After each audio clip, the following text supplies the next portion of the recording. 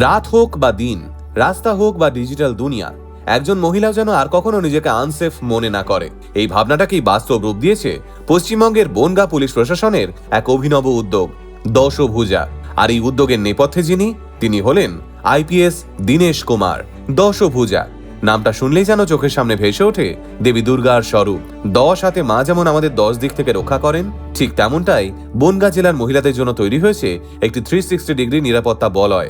কোনো বড় বাজেট নয়, কোনো দেখনদারিও নয়, বরং যতটুকু আছে সেটাকেই সঠিকভাবে কাজে লাগিয়ে কিভাবে বাস্তব নিরাপত্তা গড়া যায়, দশভুজা তারই জীবন্ত উদাহরণ। চলুন আজকের ভিডিওতে জেনে নিই দশভুজা উদ্যোগের মাধ্যমে কিভাবে মহিলাদের নিরাপত্তার নতুন দিশা দেখাচ্ছেন আইপিএস দীনেশ কুমার। দীনেশ কুমার 2012 ব্যাচের পশ্চিমবঙ্গ ক্যাডারের আইপিএস অফিসার। বর্তমানে তিনি বনগাঁর পুলিশ সুপার হিসেবে কর্মরত। দায়িত্ব নেওয়ার পর থেকেই তার একটাই লক্ষ্য ছিল, সবার আগে মহিলাদের নিরাপত্তা দিতে হবে, তাহলেই সমাজ এগোতে পারবে। তার এই বিশ্বাস থেকেই জন্ম নেয় দশভুজা।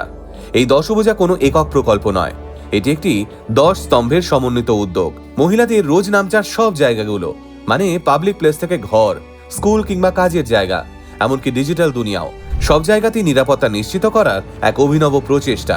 এই উদ্যোগের প্রধান মুখ বিশেষ প্রশিক্ষণপ্রাপ্ত পুলিশ বাহিনী, মোটর বাইকে সুসজ্জিত এক বিশেষ টিম, বডি ক্যামেরা, স্মার্টফোন, সবকিছু নিয়েই সবসময় তৈরি থাকেন এরা। ফোন এলেই মাত্র 6 থেকে 12 মিনিটের মধ্যে ঘটনাস্থলে পৌঁছে যায় এই টিমের সদস্যরা। সম্প্রতি বনগাঁ পুলিশের আরো 40 জন তরুণ তুর্কি যুক্ত হয়েছেন এই বিশেষ টাস্কে। রাতের অন্ধকারে ফাঁকা রাস্তায় এই বাইকের শব্দটাই এখন অনেক সময় ভরসা হয়ে উঠছে মেয়েদের মধ্যে। দীনেশ কুমার কিন্তু ভালো করেই জানতেন, শুধু পুলিশ পৌঁছলেই হবে না, মেয়েদের ভিতরেও আত্মবিশ্বাস তৈরি করতে হবে। সেখান থেকে উঠে আসে শক্তি।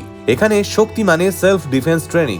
এখনো পর্যন্ত বনগাঁ জেলার 101টি স্কুলের 10,000-এরও বেশি ছাত্রী এই প্রশিক্ষণ পেয়েছে। কিভাবে বিপদের মুখে নিজেকে সামলাতে হয়, কিভাবে না বলতে হয়, এই সবকিছুই শেখানো হয় এখানে। এর ফলাফল শুনলে অবাক হবেন, মেয়েদের চোখে এখন ভয় নয়, সেই জায়গায় জন্ম নিয়েছে আত্মবিশ্বাস।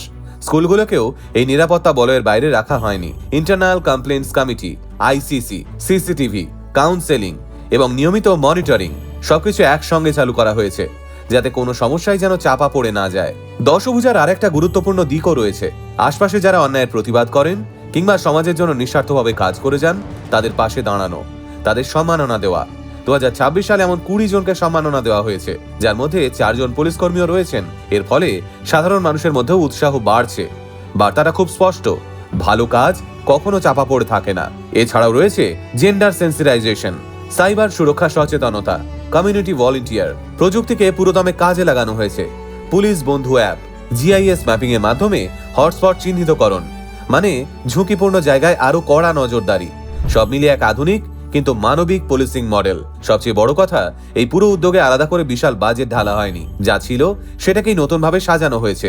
সেই কারণেই দশভুজা আজ অন্যান্য জেলার জন্য এক অনুকরণীয় মডেল। আর এই উদ্যোগের স্বীকৃতিও এসেছে। 2024 সালে স্কচ গোল্ড অ্যাওয়ার্ড 2024 এই সম্মান পেয়েছে দশভুজা। The better India, Indian masterminds এবং ফিনান্সিয়াল এক্সপ্রেসের মতো বিভিন্ন জাতীয় স্তরের মিডিয়া এর প্রশংসা করেছে। এবার ভাবুন তো, যদি দেশের প্রত্যেক জেলায় এমন একটা দশভুজা থাকতো, যদি প্রত্যেক থানায় মহিলাদের নিরাপত্তা শুধু ফাইলে নয় বাস্তবে অগ্রাধিকার পেত, তাহলে চিত্রটা অন্যরকমই হতো। বনগাঁ তো দেখিয়ে দিয়েছে, নিরাপত্তা শুধু টাকার খেলা নয়, নিরাপত্তা মানে দূরদর্শী নেতৃত্ব, প্রত্যেকের মধ্যে সমন্বয় তৈরির সদিচ্ছে। আজ দশভুজা শুধু একটা প্রকল্প নয়, এটা একটা বার্তা। মহিলাদের সুরক্ষা মানে সমাজের সুরক্ষা। এই উদ্যোগ এটাই প্রমাণ করে, একজন অফিসার চাইলে শুধু আইন প্রয়োগী নয়, সমাজে আস্থাও তৈরি করতে পারেন। আজ যখন আমরা বারবার প্রশ্ন করি, মেয়েরা কি সত্যি নিরাপদ, বনগাঁ পুলিশ জেলার দশভুজা তার উত্তর দেয়, হ্যাঁ, চেষ্টা করলেই সম্ভব। গোটা আলটিমেট টিমের পক্ষ থেকে আপনাকে স্যালিউট, আইপিএস দীনেশ কুমার।